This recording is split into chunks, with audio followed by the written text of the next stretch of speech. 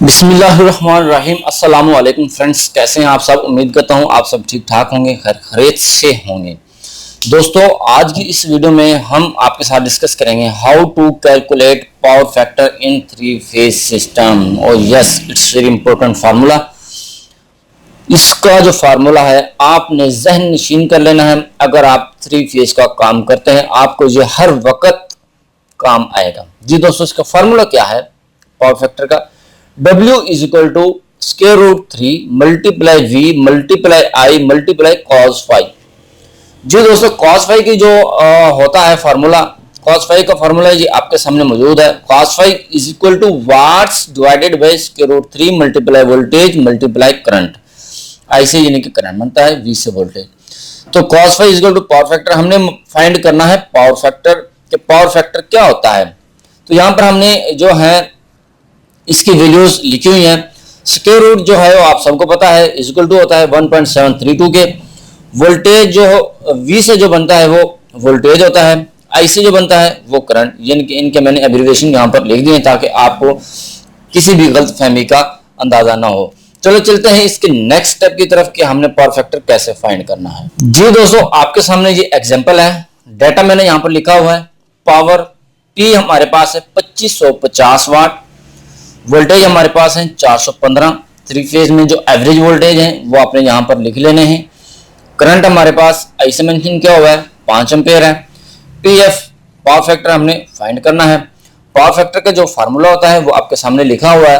PF is equal to watts divided by square root 3 multiply V multiply I।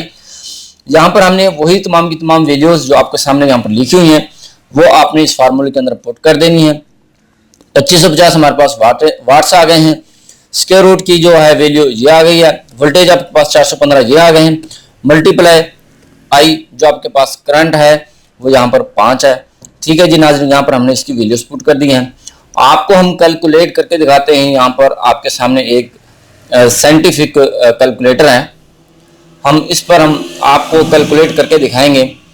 पहले हम calculate कर लेते हैं नीचे वाली value 1.732 multiply 415 multiply 5 equal to ये वाली जो वैल्यू है आपके सामने लिखी हुई है 3593.9।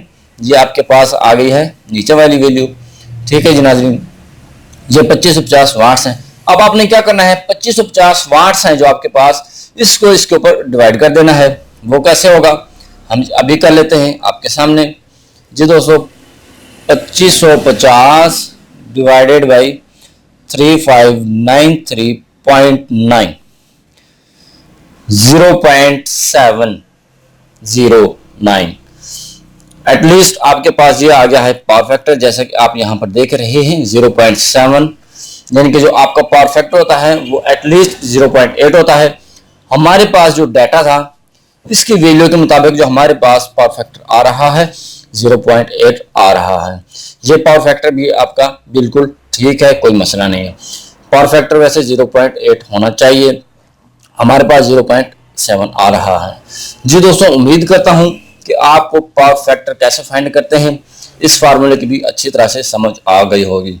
इस फार्मूले को आपने ज़हन नशीन कर लेना है। यह फार्मूला भी ज़्यादातर इंटरव्यू के दौरान पूछा जा सकता है, या यानी कि इम्तिहान के दौरान भी आपसे ये पूछा जा सकता है कि how to find power factor. तो इसका आपने फार्मूला याद करना है। उम्मीद करता हूं आपको हमारी वीडियो पसंद आई होगी। वीडियो पसंद आने की सूरत में इसे दोस्तों के साथ शेयर जरूर कीजिएगा। हमारी वीडियो को लाइक जरूर कीजिएगा। कमेंट सेक्शन में कमेंट जरूर कीजिएगा। मिलते हैं नेक्स्ट वीडियो में, तब तक के लिए अल्लाह हाफिज।